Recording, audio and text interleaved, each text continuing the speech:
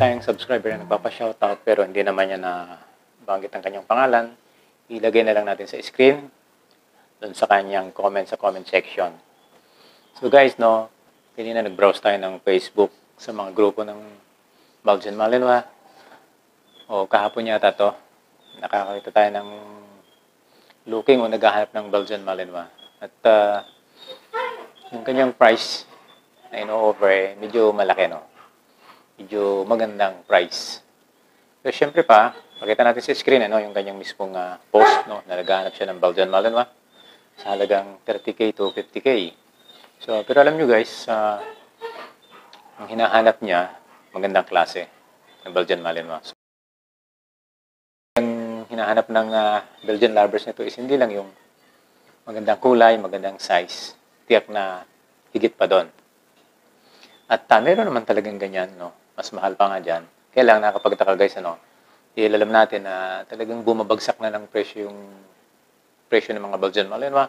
Meron nga dyan, kadalasan makita lang sa post sa mga group, no, ng mga Belgian Malinois na looking for take all kasi quit na sila sa breeding. Meron naman 3.5, slightly negotiable pa daw.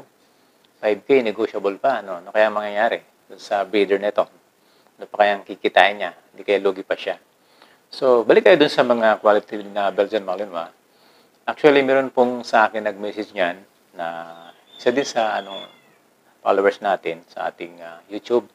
Naghanap talaga siya ng quality na Belgian Malinois na merong potential para sa protection.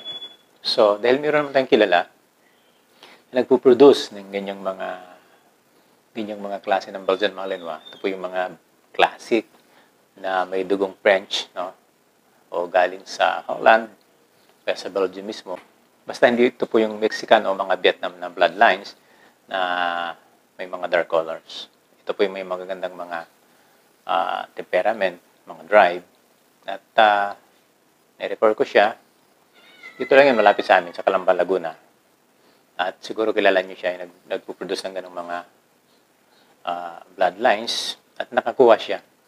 Ang price doon sa breeder na ito, na sumasali sila sa mga mondio, nag-sports po sila Kasi kaya yung bibili sa kanila, hindi mo pwedeng gawing pet lang.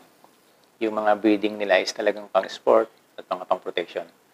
Nagre-range ang price nila sa 35k to 55k, mga puppy pa lang yan. So, ang point natin, mga kadog lovers, mga kanyubi, is meron pa rin talaga, no, na mga naghahanap, willing, no, na magbigay ng ganong amount. Merong silang budget para makakuha ng magandang klase ng Belgian Malinois, magandang mga bloodlines, na merong mga pantanging mga drive, temperament, may ibang klaseng mga karakter.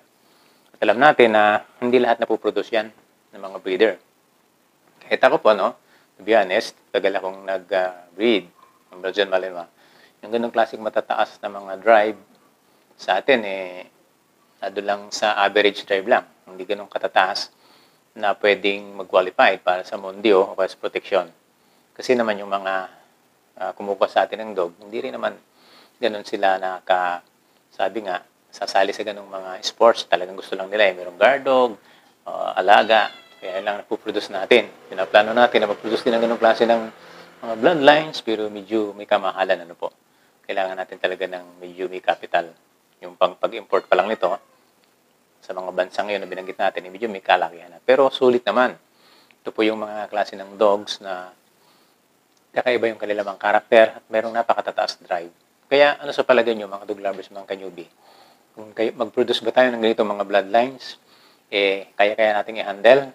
O gusto nyo ba in the future at willing ba kayong pag-aralang mabuti ang breed na ito ng dog upang sa gayon ay maging qualified din tayo, no, na mag-handle ng ganitong klase ng mga dog na hindi natin napapabayaan. Pwede kayong mag-comment sa ating comment section kasi nagpaplano po tayo na magbalik breeding, pero ito ang klase na ng mga bloodlines ng ating umpisahan. So guys, sana ay mag-comment kayo. Tingnan natin, one of this day, makakuha tayo. Thanks so much for watching this video. Pag-subscribe para sa mga bago pa lang sa ating channel. Pag-like po, pag-subscribe